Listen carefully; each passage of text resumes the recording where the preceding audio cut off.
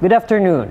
The Philippine Coast Guard says 5 Chinese ships harassed Philippine vessels conducting a routine maritime patrol within Bajo de Masinloc in the West Philippine Sea on Wednesday morning, December 4.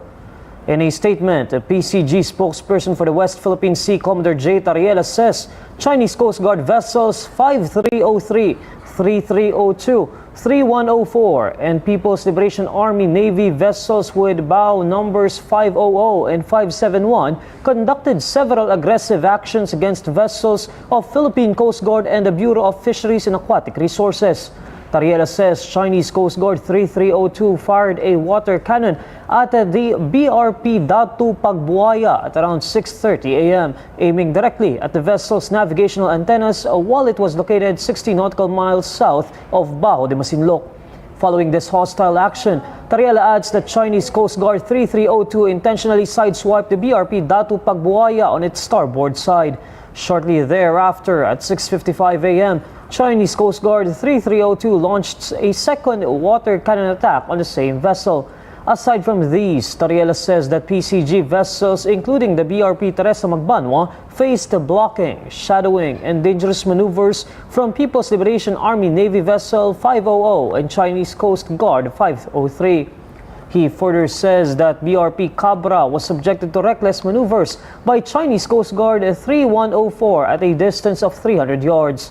Despite this, Tariela says that PCG and the Bureau of Fisheries and Aquatic Resource reaffirms their commitment in protecting the rights and safety of our fishermen within our maritime jurisdiction. South Korean President Yoon Suk-yeol's government lifted early Wednesday morning the martial law he imposed during a tense night of political drama in which troops surrounded parliament and lawmakers voted to reject military rule. Yoon imposed martial law on late Tuesday night, December 3, vowing to eliminate anti-state forces as he struggles against an opposition that controls parliament and that he accuses of sympathizing with communist North Korea. 친애하는 국민 여러분, 저는 북한 공산 세력의 위협으로부터 자유 대한민국을 수호하고 우리 국민의 자유와 행복을 약탈하고 있는 파렴치한 종북 반국가 세력들을 일거에 척결하고 자유 헌정 질서를 지키기 위해 비상계엄을 선포합니다. While announcing his plan to lift martial law, Yoon continued to criticize Parliament's attempts to impeach key government officials and senior prosecutors and lawmakers' unscrupulous acts of legislative and budgetary manipulation that are paralyzing the functions of the state. Under South Korea's constitution, the president can declare martial law during wartime, warlike situations, or other comparable national emergency states that require the use of military force to maintain peace and order. It was questionable whether South Korea is currently in such a state. When martial law is declared, special measures can be employed to restrict the freedom of the press, freedom of assembly, and other rights, as well as the power of courts. The Constitution also states that the President must oblige when the National Assembly demands the lifting of a martial law with a majority vote. The President's surprising move harkened back to an era of authoritarian leaders that the country has not seen since the 1980s, and it was immediately denounced by the opposition and the leader of Yoon's own party. Less than 3 hours after Yoon's announcement of martial law, Parliament acted, with National Assembly Speaker Woo Won-shik declaring that the martial law was invalid and that lawmakers will protect democracy with the people. The Parliament Speaker called on his YouTube channel for all lawmakers to gather at the National Assembly. He urged military and law enforcement personnel to remain calm and hold their positions. All 190 lawmakers who participated in the vote supported the lifting of martial law. Television footage showed soldiers who had been stationed at Parliament leaving the site after the vote. The leader of Yoon's Conservative People Power Party called the decision to impose martial law wrong and vowed to stop it with the people. On early Wednesday morning, Yoon lifted the martial law just hours after imposing it. 조금 전 국회의 계엄 해제 요구가 있어 계엄 사무에 투입된 군을 철수시켰습니다. 바로 국무회의를 통해 국회의 요구를 수용하여 계엄을 해제할 것입니다. After a series of events, hundreds of protesters gathered in front of the assembly, waving banners and calling for Yoon's impeachment. Opposition parties hinted at proceeding with an immediate impeachment of Yoon. A group of over 40 lawmakers from opposition parties declared that the assembly should impeach Yoon, calling him, quote, the mastermind of a treasonous act of state mismanagement. Yoon's move was the first declaration of martial law since the country's democratization in 1987. The country's last previous martial law was in October 1979, following the assassination of former military dictator Park Chung-hee.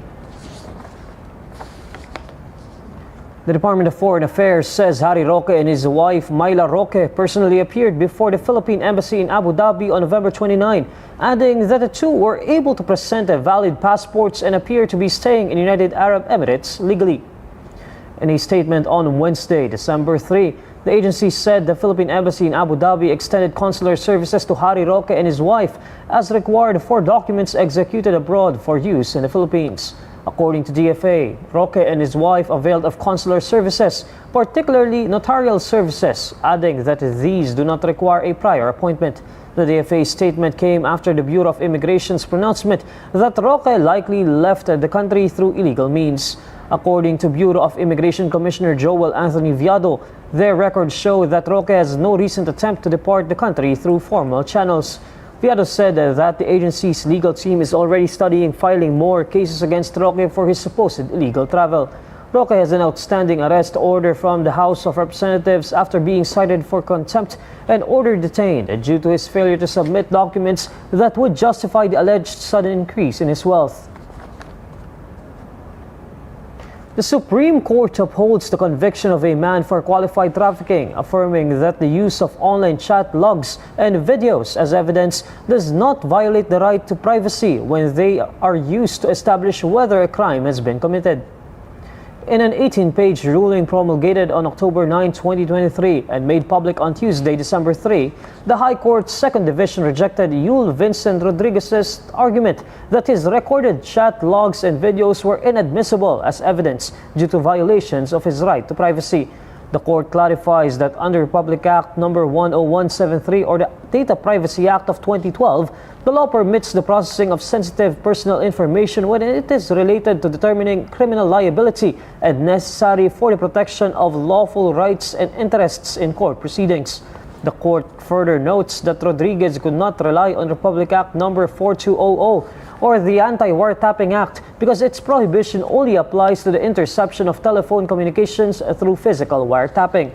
Based on the Supreme Court decision penned by Associate Justice Mario Lopez, the recording of Skype conversations and pictures can be of the same nature as tapping the main line of a telephone, leading the trial court in admitting the pieces of evidence. The High Court effectively dismissed Rodriguez's appeal and upheld his conviction for qualified trafficking under Republic Act No. 9208 or the Anti-Trafficking in Persons Act of 2003. The case stemmed from an investigation by the Anti-Human Trafficking Task Force of Region 7 in 2013, following a tip from the United States Immigration and Customs Enforcement. Police Officer 3 Jerry Gambi used a decoy account to communicate with Rodriguez on various online platforms and record their exchanges, arranging an entrapment operation. The regional trial court found Rodriguez guilty of qualified trafficking, citing the credibility of the prosecution's witnesses, whose testimony was deemed credible, corroborative, and free from improper motives. The appellate court affirmed his conviction, noting that the chat logs and videos were relevant as they illustrated Rodriguez's intent, knowledge, identity, plan, system, scheme, and predisposition. In agreeing with the regional trial court and a court of appeals, the High Court emphasized that the videos and chat logs were not offered to prove the existence of qualified trafficking, but used to demonstrate Rodriguez's modus operandi in reaching out to foreigners through Skype or Facebook and offering minors for sexual exploitation. And these are the stories you need to know today. I'm Neil Mercado. Follow INQUIRER.net on Facebook, X, YouTube, TikTok, Instagram, and Reddit. For more stories, visit INQUIRER.net. Good afternoon.